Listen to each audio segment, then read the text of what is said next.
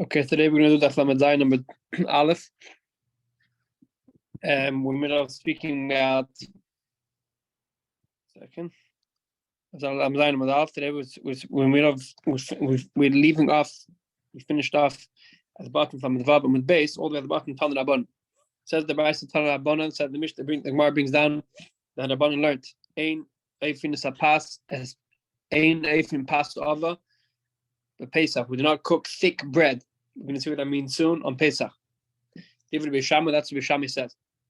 So the Pashas, the Gemara thinks the reason why you can't cook thick bread on Pesach is because of the chash that thick bread is the easier chance to become chametz. Since thick bread is the easier chance to become chametz, that's what Bishama says it's mutter, it's aser, and Mesilo say it's mutter. But even according to Mesilo, if it's really thick, it's going to be aser. So ask the Gemara, how much is the thickest bread that Mesilo says you can cook on Pesach? Answers the Gemara, Amaravuna, tefach. The thickest bread you could cook on Pesach is a tefach thick. Why? And we found that lechem apanim was a tefach thick, and the lechem apanim also was asked to become chametz. And therefore, just like Mesa Mikdash, they were careful that even if it was a tefach thick, that it shouldn't become chametz. So too, the shear according to Beisil that a person could bake bread, the biggest shear is a tefach. So that's the Gemara. How can you compare a regular baker or regular mother cooking in the house, the lechem apanim? Yosef asked, if they said regarding zizin, if they said regarding the kohanim, which are very careful, you want to compare lechem apanim, which was baked in the Beis Hamikdash, and the kohanim knew what they were doing to around the person in his house. If they said regarding lechem apanim, that was kneaded very, very thoroughly, and since it was kneaded very thoroughly, there was a less chance of becoming chametz. So you're going to compare that bread to regular bread in someone's house that's not kneaded thoroughly. If they said that you could cook the lechem apanim with tefach thick, that was in a oven which had dry wood. But a normal oven in the house doesn't have dry wood. You maybe has wet wood. If it has wet wood, it takes longer to bake, and it's going to become chametz. If they said in a hot oven, an oven that was ready hot before you put the bread in, you tell me that you can cook any bread which is a tefach in a cold oven, meaning an oven that was just warmed up when you put the bread inside.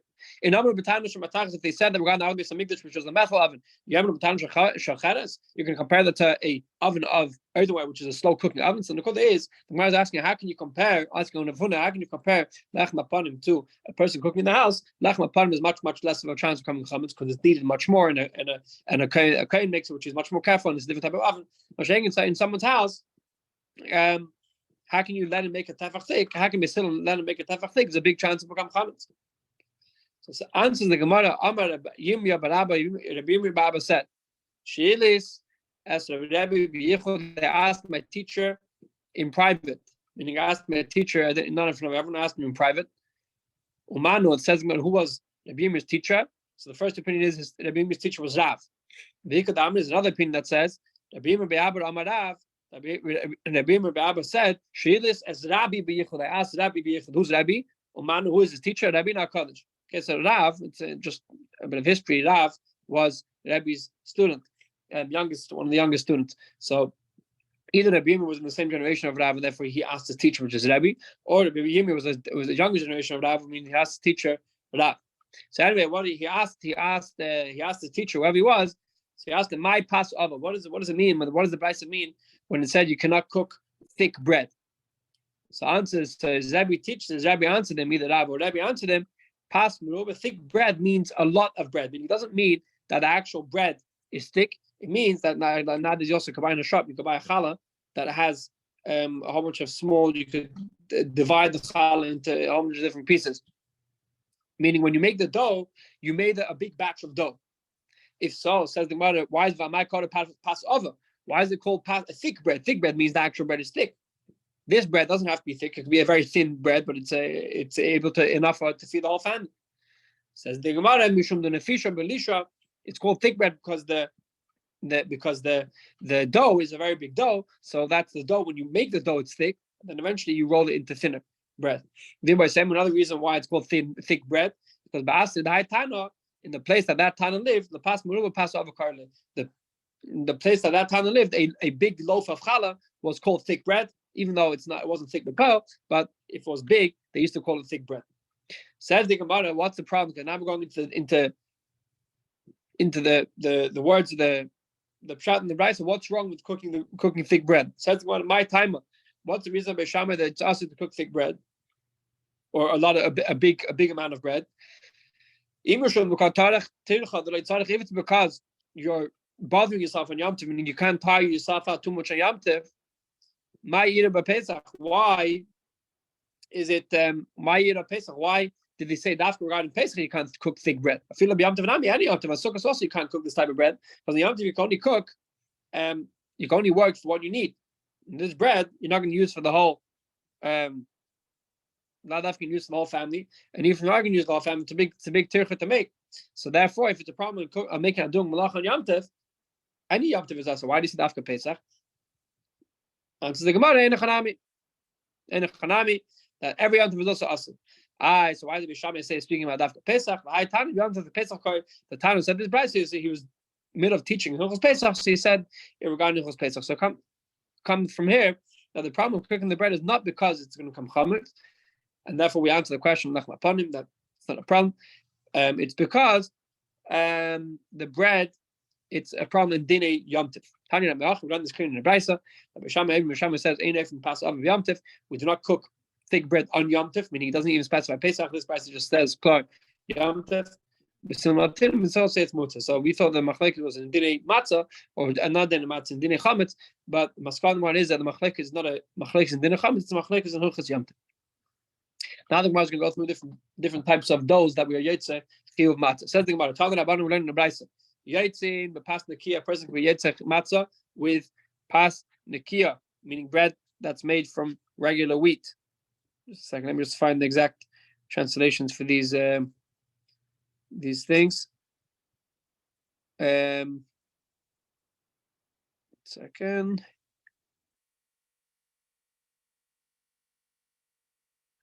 Yeah, says the Gemara, Yetzim Pasnakia present could be Yetzachia matzah with Pasnakia's fine bread made with fine flour.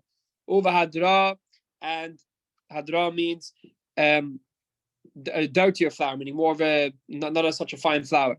Over Srikin and Pesach, a person is also Yetzah with matzah which is made from different shapes, meaning it's not made in a round shape, whatever, it's made like a star or whatever it is, and near the certain design. Amar Rabbi Yehuda says, Davar zeh, sorry, Afa Pisha. Over sticking them with present can be Yetze with matzah which is made from different signs of Pesach.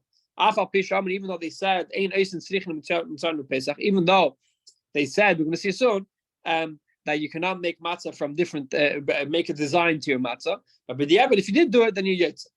Says the Gemara, Amar Rabbi Yehuda said Davar zeh Shal Baisus ben Zunin. There was a big baker in the time of the Gemara. His name was Baisus, son of Zunin, and he had a big bakery. And he asked Chachamim, obviously he sold matzah in his bakery. And they asked, why I want to make designs on my matzah on Pesach. Why can I make a shaped matzah on Pesach? So they answered them, because it takes time for making a shape. So a shape in those days, to make a matzah in a shape takes extra time. And since it takes extra time, so shash maybe it's going to come chametz. So Baisus answered Chachamim. After you said him at first, why does it take time? He said, why does it take time to make a shape of a matzah, a certain shape? I can make models. I can make a cooking a shape of a star or a shape of whatever, and just stamp the matzah, and that's it. And it doesn't take any extra time. So Amalam, so the Chacham answered them. So they told him, what? If we're going to let you do it, what's everyone going to say? That everyone else is mutter, everyone else is also just Baisus is mutter. It doesn't make sense. You can't be, once you make a takana, you can't be machaluk between the bakers and between Baisus and other people. Tzaddik says, one day, Belazar, the son of Tzaddik, said he went after his father Tzaddik into the house of Rabbi Gamliel. It was on Pesach, and they brought shaped matzah on Pesach. So I told my father, which is Rabbi Tzaddik, Abba, father, didn't Chacham say, didn't Chacham make a takana that you cannot be Yetzeh, that we don't make matzah shaped on Pesach? Amarli, so his father answered, "B'ni, my son, lo yishal adam amnu, elo shanachtem amnu." They didn't say that a regular person can't make matzah on Pesach. They said a baker can make shaped matzahs on Pesach. Why? Because a baker, this is the first one. The baker. So we just said before that a regular person cannot make, and even a baker. I have a different opinion over here. Tzaddik said that they said Afka baker can't make shapes. Why can a baker make shapes? Because the baker is selling them, and if he sells them, he has to make sure the shape is exact. Shape someone just making a matzah in his house. So even though he makes it in a certain shape, he's not marked within the 100% if the shape should be 100% accurate, and therefore it's not going to take so much time. Some people say the other way around. That if tzaddik answered him pumfaket, they didn't say that a baker's matzah is asur. Because I could say the other way around also, that a baker knows what he's doing, and a baker has models for these things, therefore it doesn't take time. But a balabais, since he doesn't know what he's doing, it takes extra time, and therefore a balabais is also, and a baker is mutin. And the Gemara finishes off. Basically says, "Eising srikin kamin rekikin, ve'neising srikin kamin glos kois." So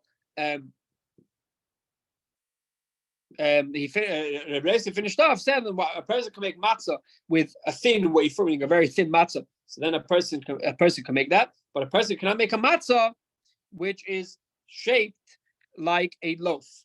Meaning a person wants to make a shaped matzah very thin, so then he can do that. But if he wants to make it in a loaf shape, then he cannot. So that's what's called the modern. We have a whole different bunch of opinions over here that either only a baker can make shapes, either only balabais can make shapes. Then we have a third opinion. Basically, says it depends which type of shapes. If it's a shaped matzah that's very thin, then it's okay. But if it's a shaped matzah which is thick, then it's us. Says thing about it. Now, we learned the Mishnah. Has to have gone in if you have sponge cake, vaduvshanin, and honey cake. The istirikin, and if you have another type of cake which is cooked in another type of cake which is cooked cooked with honey, v'amaduma, and so too if you have a dough that some truma got mixed inside. All these things tunim nachala are potter from challah. Why? Because all these things aren't counted as bread. Cake isn't counted as bread, and other honey things aren't counted as bread, and therefore they're potter from challah, and then you cannot you cannot be yetzich matzah from them. Says my chalas hamasmed. What does chalas hamasmed mean? The Mishnah chalas hamasres. What does that mean? Amar Rabbi Levi says zeh chalot shaval labatim. This is a type of a cake or type of a baked thing that they would make, that they would soak the dough in boiling hot water, and then they would bake it. And therefore, it's not counted as bread because bread is baked, not really cooked. Amish Laker says, all these things we said before, these cakes and honey things and the chalas hamases, the thing that were making the cooked bread, all these things, the way they would make them was in a pan. They weren't cooked in the oven; they were cooked in a pan, and that's why the potter from challah. So one said the reason why they're not called bread because they're cooked in a pan, and the pan is cooking, not baking. And Rabbi Yechon says no. The reason why the pot is not because they were cooked in a pan. Myself, if you make your bread in a pan, it's still be chayim challah. So the reason why all these types of bread are potted from challah is because because all these things you didn't make them on a fire, you cook them in the sunlight. So what do we see over here? We see there's two reasons. There's machlokes why these things are potted from challah, and they're not counted as bread. The first opinion, which Reish Lakish, says that since they're made in a pan. Second opinion is Rabbi Yechon says that it doesn't matter if they were made in a pan. If made in the pan, there's still chayim challah. The reason why they're pot over is because they're made in the sun. Says the Gemara is going to ask a question. Reish Lakish, Meisvei, learn a brayso as of gone. If you have donuts or sponge cake, vaduvshanin, and if you have the shanin kritin, if you have honey, different types of honey cakes. As some bilfos, if you make them in a pan, chayavim the chayim challah. Bechama, if you make them in the sun, purim. They are part of. Here we see clearly that the Brayza says if you make in a pan the chayim challah tiyufta, the Reb Shimon ben Lakish. This is a contradiction to Shimon Lakish. Reb Shimon Lakish said anything that's made in a pan is chayim is part of from challah. We have a clear Brayza that says if you made in a pan it's chayim challah. Answers the Gemara. Amar Ola said Amluchad Shimon ben Lakish. The Shimon Lakish could answer you. Hacham my skill of the Brayza that says that if you made in a pan it's chayim challah. Not saying you just stuck in a pan and then you started cooking. It means she'itiach, that first you made the pan boiling hot, meaning the pan was like an oven. And then you stuck the dough to the pan. So if you just stick a dough in a pan and then put it on the fire, so that's counted as cooking.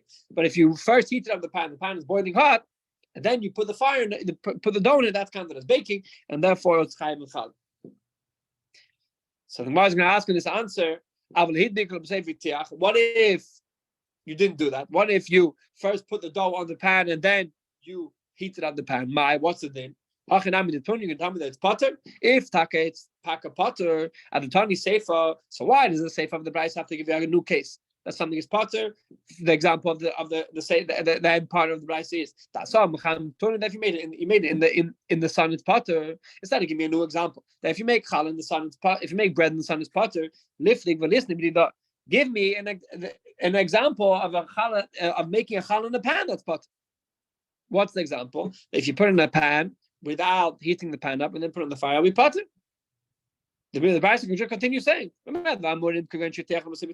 the challah in a pan chayiv? When you first heat up the pan and then you put the challah. Put it, but if you first put the dough on and then you heat it up, then it's potter. So why did the Bryce to find a new case to tell me that cooking in the sun is potter? In a pan buffet, you have a case that is potter. We didn't heat up the pan.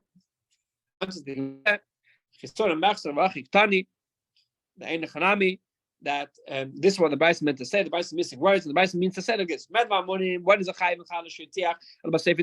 The only time the pan is chayv, the dough is chayv and challah was made in a pan if you heated up the pan and then you put the challah. But if you first if you put the dough in the pan and then you made the pan hot, then taka it's potter. So the answer is that taka, that's what the Bryce means to say, just missing words. Says the Gemara, Tashma, we bring a brisa. It says Yetzin with Pashina. A person is Yetzin with Pashina. Pashina, we're going to see soon that it's a matzah that's barely cooked. Of a matzah asui bilfas, and with matzah that's made in a pan. How can it's a matzah that's made in a pan? If it like you said, that any bread that's made in a pan isn't counted as bread. So this you have to answer that the reason why you yetz b'chiv matzah is because with the matzah made in a pan, it's speaking about that you first heat it up the pan and then you put the matzah, which is counted as big. Says the Gemara, my matzah, what does it mean? The first case we just brought down matzah, matzah that's hardly cooked. What is the category of something which is hardly cooked? Says the Gemara, Amar Yehuda, Amar Shmuel, Yehuda said the name of Shmuel, called prusa. Any piece of bread that if you split in half, you split it in half, then there's not going to be no dough, meaning you're able to break the bread in half without there being dough in the middle. So then that's counted as minimally cooked, and therefore you get tzachir matzah. As opposed to if you break the bread and there's still strings of dough from both sides, then it's not big problem. Amar Rava says, lachmei toida, the bread of the carbon tail, which you mentioned before a few times, that when you bring carbon tail, you have to get bread with it. Then you could be so to lachmei toida, that you're able to that if it wasn't cooked enough, if you spread it in half, it's going to have dough, then it's not counted as bread. It says the Gemara pshuta, obviously. Okay, let's just stop over here because it's already a new inyan. Stop over at the bottom of Lamed Zayin Amud Aleph. Have a good night.